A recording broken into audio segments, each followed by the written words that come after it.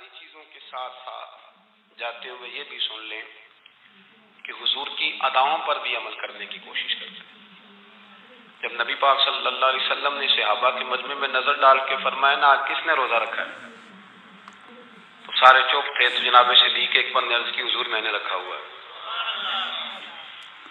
پھر نبی کریم صلی اللہ علیہ وسلم نے فرمایا آج کسی نے مسکین کو کھانا کھلایا، سب چپ تھے۔ تو ہاتھ ابو بکر صدیق نے کھڑا کیا، عرض کی حضور آپ نہ پوچھتے تو میں نہ بتاتا، میں نے کھلایا۔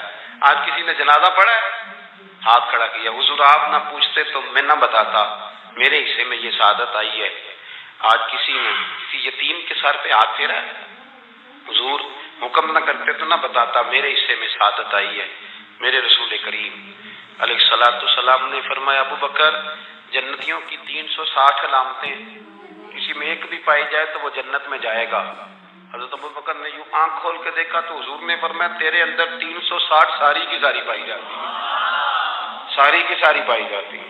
اور فرمایا پھر قیامت کے دن نا ایک روزے داروں کا دروازہ ہے، جہاں آواز ہوگی بھی روزہ رکھنے والے آ جاؤ اس دروازے سے گزر جاؤ۔ ایک نمازیوں کا دروازہ ہے جنت میں، نمازی آ جاؤ اس دروازے سے۔ ایک حاجیوں کا دروازہ ہے، ایک سخیوں کا دروازہ ہے۔ مختلف دروازوں سے مختلف جنتیوں کو بلایا جائے گا۔